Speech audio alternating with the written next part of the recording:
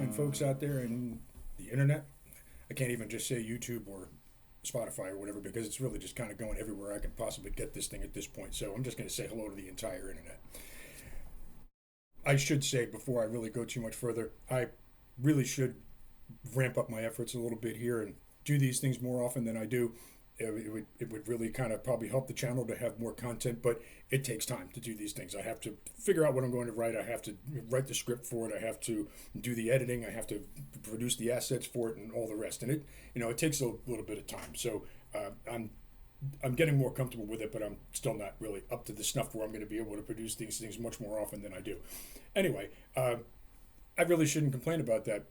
Really, the times that we live in right now are hysterical because here I've actually been able to take a whole bunch of writings and compile 2 books in print, mind you. By the way, that reminds me, I actually have the proof of my second book done too. So 2 books in the can.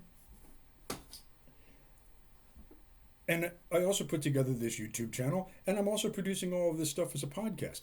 All of this was done with no money out of pocket. Really, these are fascinating times we live in that we can produce that kind of material at that level and not have to put any money out of pocket to do it. So, like I said, I'm not even complaining about any of that. So, on that note, I was talking with my wife a couple of weeks ago, really after I finished that second book, and I said, well, what am I ever going to do for a third book now? The suggestion she said was, maybe you should talk a little bit about traveling because, we've done a lot of that. And, come to think of it, I have written a little bit about that, but not a lot. And if I really put some time into it, I'm sure I could come up with enough material for that kind of thing. But in the short term, I figured I would find some stuff that I have written that does talk a little bit about that kind of thing. So I'm going to read now. There's a little bit before and a little bit after, but I'm going to read now about when we took our daughter back up to school up in upstate New York and then took a trip up to Lake Ontario while we were at it. So that's all I'm going to do for an intro for now. I will see you after my reading. Thank you very much. I hope you enjoy. So, today's reading. Today's first entry is a really short one. This was on August 19th, 2020, day 157. Tomorrow is road trip day. As of right now, no news about my daughter's school closing, so we're on our way. More to follow tomorrow. Now, I probably should preface this. Well, it's not really a preface if I'm doing it afterward. Whatever. I'm going to explain that a few pages earlier, I did actually explain that there was a chance that her school was not going to be opening for the semester. So, she was actually thinking she may not be able to go back. As it turns out, that didn't happen. We made a road trip because the school did open. Continuing on. This is August 20th, 2020, day 158, road trip day. Today has been a long day. It feels strange to say that this is day 158 of the shut-in because I'm not shut in. I'm in a hotel in upstate New York. The day started bright and early. We had the car loaded to the hilt and on the road at 9 a.m., which is actually pretty good time-wise. We made it here about 2. Then daughter and I went down to move in. It took longer to sit in line for the check-in and do the actual move. She had to be tested for COVID-19 again, of course. Then we finished moving her in. Then we went to Walmart to grab some necessities. Here it is about 10 p.m. and I'm finally sitting in bed typing this, and that's all I have to say for now. I'm effing tired. Did I mention it was a long day? 2020, August 21st, day 159, Lake Ontario. In case you didn't know, the Wisconsin ice sheet receded from North America some 75,000 years ago, and thank goodness that happened back then because if it had happened last Wednesday, we wouldn't be nearly so pleased. The other upshot of this is that it left behind these gigantic lakes. What's another word for something that's like really, really big? Whatever. If you've never actually stood on the shore of one of the Great Lakes, I encourage you to do so. It really is amazing, and it looks like you're looking out over the ocean. Now, I'm going to actually interject into the middle of my own reading here that there is another reason that I went here today other than just like looking for something to do while we were up there. Some 30 years ago, I was on a business trip. I was running tech crew for something or other, and I was going into the city of Toronto, in Ontario. So we were driving along the north side of Lake Ontario on the way into Toronto. And it was amazing to me that was just like looking straight out across the ocean. You couldn't see anything on the other side. You couldn't see these sides of the lake. It just looked like an enormous body of water. And I said to myself then, someday I'm going to make it a point to come up to this lake and stand on the shore so I can see what this really looks like. So you could say that this entry here is kind of the culmination of what I thought of back then. Now, back to the story.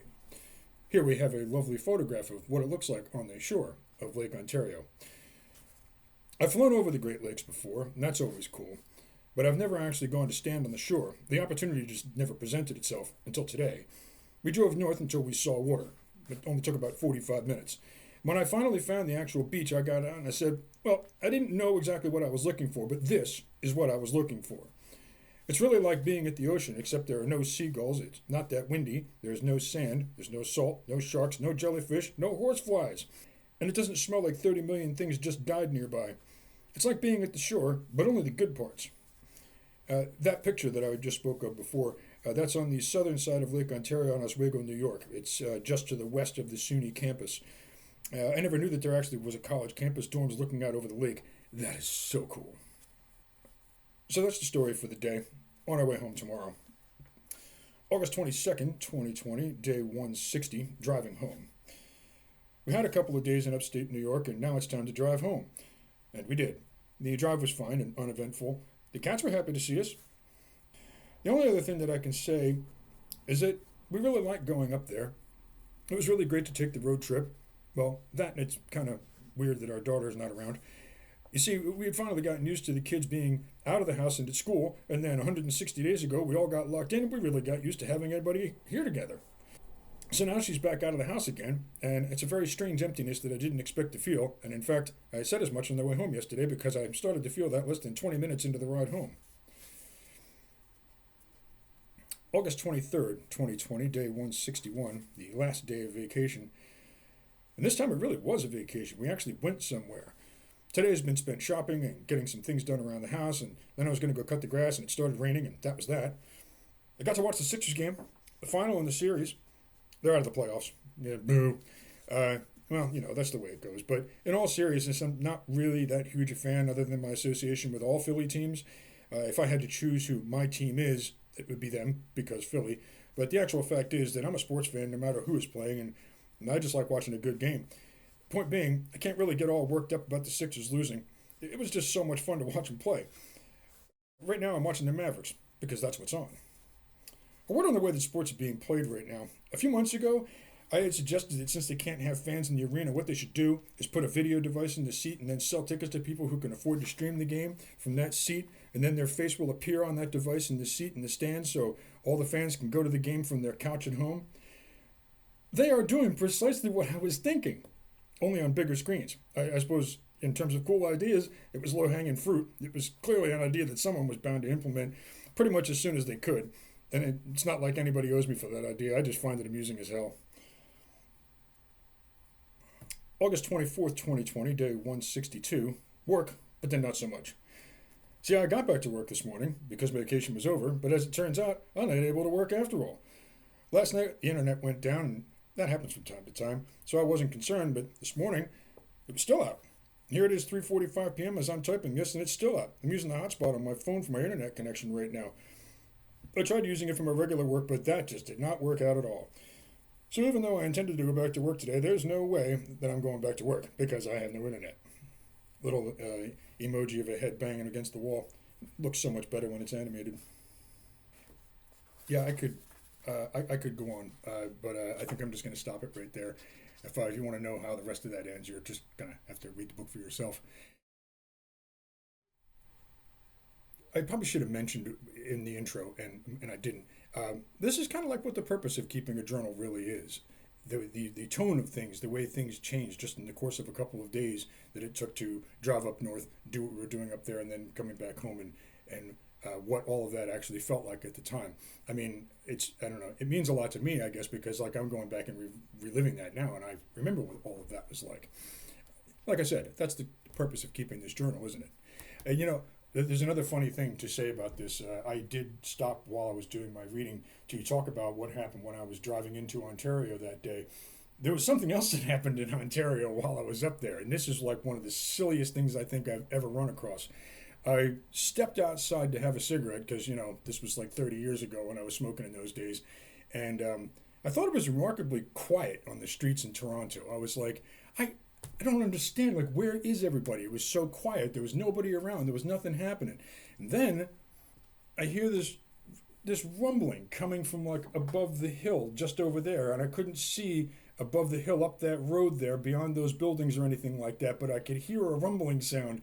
And what it was, when they finally came over top of that rise, I saw what it was that was the day that Toronto was doing their marathon. So some 5,000 people came running over top of that hill, all with numbers on them, and I had to jump up into the foyer of the building that I was standing in front of to avoid getting run over and stampeded by all these people. And they ran across everything. They ran across the cars, the sidewalks, everything that was in the way. Never seen anything like that before. I can't believe that I was actually in that city while that was going on and had no idea it was happening until it literally almost stampeded me to death. Anyway, yeah, that happened. Yeah, if I ever do decide to write a travel book, that story is going to go in there too. So anyway, I hope that I hope you liked what you've seen here today, and if you'd like to see more, please hit the subscribe button. You'll be notified when new videos are posted. In my next episode, I'm going to bring my buddy Art out, and we're going to have a little conversation. He's going to do some reading from his book too. I need to talk to him about that. He needs to decide exactly what it is that he wants to do for his part in that.